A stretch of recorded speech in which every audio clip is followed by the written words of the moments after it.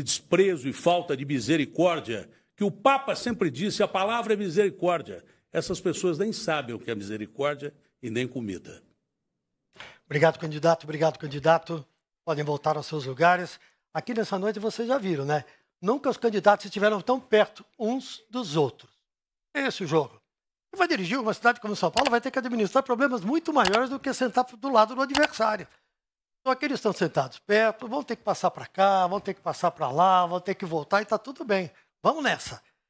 Vamos para a segunda pergunta agora, do especialista, Ellen. Então, para a segunda pergunta, com especialistas, vamos sortear o tema. O segundo tema da noite vai ser segurança pública. E para fazer a pergunta, vem aqui o Bruno Paes Manso. O Bruno, que é meu colega jornalista, escritor, pesquisador da área de segurança pública. Pode chegar bem do meu ladinho, Bruno? Tudo bom? Pega aí. Boa noite, candidatas. Boa noite, candidatos. Bom, Cracolândia e primeiro comando da capital foram dois temas muito citados e discutidos ao longo dessa campanha. Mas pouco se debateu sobre algumas dessas causas da Cracolândia e do PCC, que é a desordem no sistema prisional. Muita gente, quando sai do sistema, ex-presidiários vão parar na Cracolândia pela fragilização dos laços que acabam decorrente do tempo que passa na prisão. Da mesma forma, o primeiro comando da capital trabalha com massas de manobra dentro dos presídios e as pessoas acabam sendo empurradas para fazer parte da facção depois que saem do sistema penitenciário. Então, esse sistema penitenciário confuso, a gente gasta muito dinheiro para piorar as pessoas. Minha pergunta é se vocês têm algum programa ou planejamento para trabalhar com os egressos do sistema prisional. Bruno, vou pedir que você fique aqui do meu ladinho enquanto eu sorteio. Quem vai responder primeiro a essa questão? Quem vai responder é Guilherme Boulos. E quem vai comentar essa questão, Tabata Amaral. Candidato já está aqui, chegando. Obrigado. Então, resposta, candidato, 2 minutos. Obrigado, Tramontina. Obrigado, Bruno. O Bruno, que é um dos grandes jornalistas investigativos desse país. Tive o prazer de ler a trilogia dele, né, que trata da República das Milícias, do crime organizado do PCC e o livro Fé e Fuzil. Então, é fundamental ter uma política para você lidar com os egressos do sistema prisional. Aliás, pesquisas mostraram que uma parte expressiva das pessoas que estão no fluxo da Cracolândia vieram do sistema prisional. Aí pensa, o cara sai da cadeia, às vezes rompeu o vínculo com a família, não tem casa, ele não consegue um emprego porque preconceito está gravado na testa dele, e aí vai para a droga, aí é ladeira abaixo. Nós temos que acolher. Né? Para além do tratamento na Cracolândia, ter políticas de estender a mão para essa pessoa. Esse é um ponto importante, Bruno, que você me dá a oportunidade, até para desfazer uma fake news que tem sido utilizada nessa campanha por alguns candidatos, que não conseguem diferenciar a maneira de se tratar o usuário de droga e o traficante. O traficante, ele é caso de polícia. Ele tem que ser preso, tem que ir para a cadeia. O usuário, pessoa, imagine, você vê alguém que você pega com 1 tonelada de droga, outro você pega com 1 grama. Se você tratar do mesmo jeito e botar todo mundo na cadeia, é esse sistema prisional que está sendo construído. E o cara que entra como usuário sai como traficante, porque a cadeia virou escola do crime. Quem está assistindo sabe muito bem disso. Essa é a realidade. O usuário precisa ter tratamento. O dependente químico, o cara que está na Cracolândia, precisa ter resgate, tratamento. Quem é da periferia sabe muito bem disso. Sabe que não funciona esse modelo que alguns, por demagogia, ficam falando em tempo de eleição. O Ricardo Nunes, inclusive, foi hoje determinado pela Justiça, condenado a pagar um post onde ele tentava fazer essa confusão na cabeça das pessoas. Então é muito importante separar usuário de traficante, no caso dos dependentes químicos, no caso das pessoas que vêm do sistema prisional, ter uma política de inclusão que envolva educação, que envolva cultura, que envolva trabalho e recuperação de saúde mental. Candidata. Boa noite, Tramontina. Muito obrigada, Bruno, pelo seu trabalho, pela pergunta. Boa noite a todos que nos acompanham. Uma das propostas que eu venho apresentando nessa eleição é o Capacitaí. Mas antes de falar dela, eu preciso falar de uma realidade que a gente tem aqui no Brasil, especialmente em São Paulo, que é a cidade que concentra a sede das maiores empresas de tecnologia do país. o Google, a Microsoft, a Amazon, está todo mundo aqui. E o próprio Google vem apontando que nessa área a gente tem inúmeras vagas, milhares de vagas que continuam em aberto, porque em São Paulo a gente não tem pessoas formadas, preparadas para essa área. O que é o Capacitaí? A prefeitura mapear junto com essas empresas quais são as vagas que estão em aberto. A prefeitura entra bancando o curso, mas a empresa tem que oferecer a vaga desde o dia zero, porque eu estou cansada de ver gente com diploma, especialmente gente que vem da periferia, mas que por falta de experiência não consegue o emprego. Então temos o Capacitaí e o Jovem Tech também, que é voltado para o público de periferia de escola pública. Mas me permitam falar de uma outra coisa, que é atuar em prevenção. Uma das políticas públicas mais efetivas para a gente reduzir o homicídio entre jovens é a escola em tempo integral. É a prefeitura, e esse é meu principal objetivo na educação, garantir que 100% das crianças vão estar na escola o dia todo, fazendo robótica, inglês, teatro, balé, judô. É uma segurança para a mãe que trabalha tranquila e é fundamental. Candidato?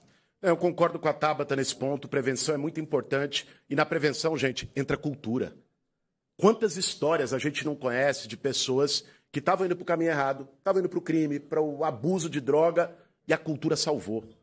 Pergunta para o Dexter, por exemplo, o que salvou a vida dele, como o hip hop salva, como a cultura salva, a batalha de rima salva, o funk salva. Muitos jovens que vão para a cultura desenvolver as suas vocações. Isso é muito importante, isso previne. Tem gente que gosta de tratar o tema de segurança pública como se fosse só porrada. E, aliás, de maneira descriteriosa, né? O negócio é o seguinte, nos Jardins, defende um modelo de segurança do Bom Dia Doutor. Na periferia, chave de braço, humilhação, porrada. Não pode ser assim.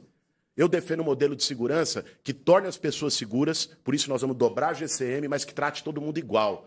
Trate igual o jovem negro e o jovem branco. Trate igual o jovem do Morumbi e o jovem de Paraisópolis. É essa segurança que a gente precisa para São Paulo. Obrigado. Candidatos, obrigado. Vamos agora para a terceira pergunta de um convidado especialista que está conosco neste debate. E agora a terceira pergunta, vamos sortear aqui o tema. Educação é o terceiro tema aqui. E para fazer a pergunta sobre educação, eu vou chamar a Tereza Pérez. Tereza Pérez é diretora, presidente da Roda Educativa. Tereza, pode vir aqui do meu ladinho. Pode chegar aqui. Isso. Bom, boa noite, candidatas e candidatos. A minha pergunta é: os dados do programa Criança Alfabetizada, divulgados pelo INEP, apontam que, em 2023, a cidade de São Paulo, apenas 38% das crianças chegaram ao final do segundo ano sabendo ler e escrever, ficando abaixo da média estadual, que foi 52%, e da nacional, que foi de 56%. Nós sabemos que a alfabetização é um direito de qual a trajetória escolar, a inserção profissional e a participação social, de forma geral, ficam completamente comprometidas. Tendo isso em vista, o que será feito para que esse direito seja assegurado para todas as crianças e com qualidade? Vou pedir que você fique aqui comigo, Tereza, que eu vou sortear aqui quem vai responder primeiro. Pediram para chacoalhar bem esse negócio aqui, ó. Estou chacoalhando, vamos lá. Para responder essa pergunta, Tabata Amaral. E para comentar essa pergunta,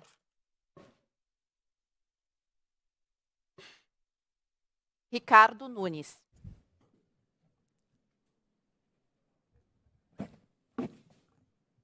Candidato, 2 minutos para a resposta, 1 minuto e meio para o comentário e mais 1 minuto para a réplica. Por favor. Tereza, muito obrigada pela sua pergunta. De fato, a educação em São Paulo andou para trás nos últimos anos. São Paulo caiu 19 posições no ranking das capitais brasileiras em alfabetização durante a gestão de Ricardo Nunes.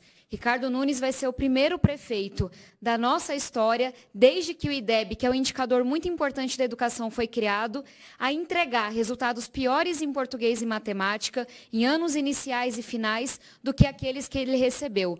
Muitos números, muitas siglas, mas para dizer que hoje, de cada 3 crianças que a gente tem aqui em São Paulo, 2 estão passando de ano sem saber ler e escrever. Isso me angustia, porque eu só estou aqui por conta da educação, da transformação que a educação fez na minha vida.